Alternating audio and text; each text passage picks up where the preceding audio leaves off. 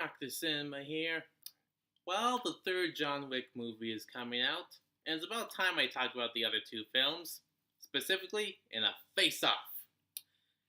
2014 John Wick surprise hit film, 2017 John Wick Chapter 2, a solid sequel to the original.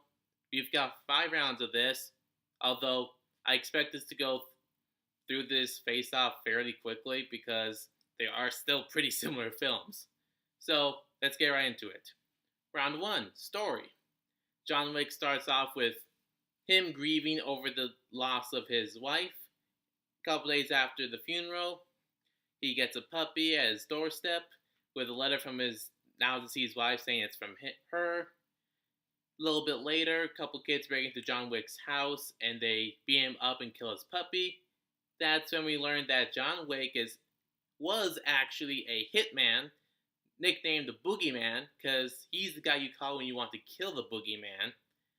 And he starts hunting down these kids, killing them all, as well as some assassins, because one of the kids is the son of a New York crime boss.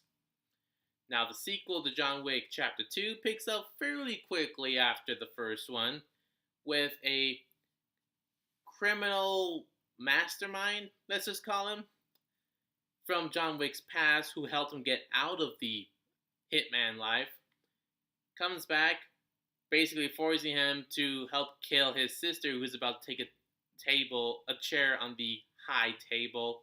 I think that's what it's called. Basically becoming one of the heads of the hitman criminal underworld. So after she's dead, the guy sends other assassins to kill John Wick, try to clean up any connection he has to this death, and John Wick kills this guy. Although it's done in the Continental, where you're not supposed to do business on the Continental grounds, and so it ends with John Wick getting an hour before a contract opens up on his head. Obviously, the first film is a lot more clean cut in terms of story, but it's also fairly simple, yet one that we can probably relate to. Like, if someone were to kill your dog, yeah, you probably want to kill them too. So with this one, I'm going to give it to John Wick. Now let's move on to round 2, supporting cast. I'm not going to lie, I really don't know the official names for any of the supporting cast characters, but they still stick out in my mind. Like, there's Defoe's character, the New York crime boss of the first film. In the second film, we've got Lawrence Fishburne's character, criminal mastermind antagonist, and in both films, you got the head of the Continental Hotel. That's basically supposed to be a safe spot for all criminals.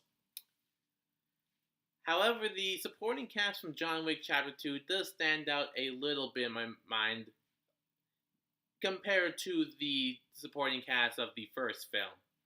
So, this round goes to John Wick Chapter 2. Round 3. Action. Both films have great action scenes. Directed by a former stuntman who worked with Keanu Reeves on the Matrix films, the action is pretty damn awesome. Sorry. So really, there's really not much to talk about in terms of action, except the first one did it first, and it was so much more of a bigger surprise. So, this one goes to the first John Wick film. Let's move on to round 4, world building. This is where the John Wick films get pretty interesting. They don't really explicitly spell out everything about the criminal underworld, how it works, why it is like it is. They give you enough of the bare essentials, and you can basically piece it together yourself. We get the Continental in the first film, as well as how people view John Wick in the first film. Then that's expanded upon even more in the second film about like a more higher up leadership in the criminal underworld, the rules about what can and can't be done, where and when. So with that further expansion of actually getting to know more about the world and actually bringing up some intriguing concepts and such, well, maybe not intriguing concepts, but more, oh, okay, kind of intriguing. Anyway, this round goes to John Wick Chapter 2. Now let's move on to round 5. Impact. John Wick Chapter 2 was a solid sequel, but it wasn't as good as the first.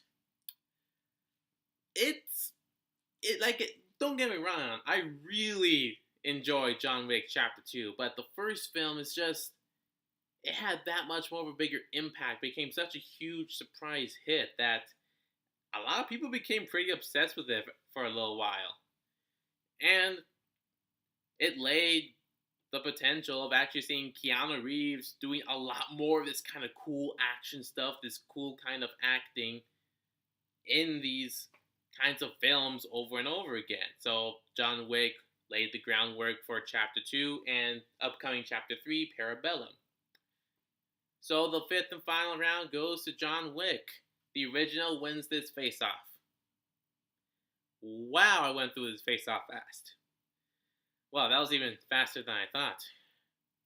Although I guess I was speeding this up a little bit because I have dinner upstairs in a little bit. Anyway, I'm really looking forward to Chapter 3, Parabellum. Hope it's just as good as the previous two. Like, comment, subscribe, share, and I'll see you guys next time.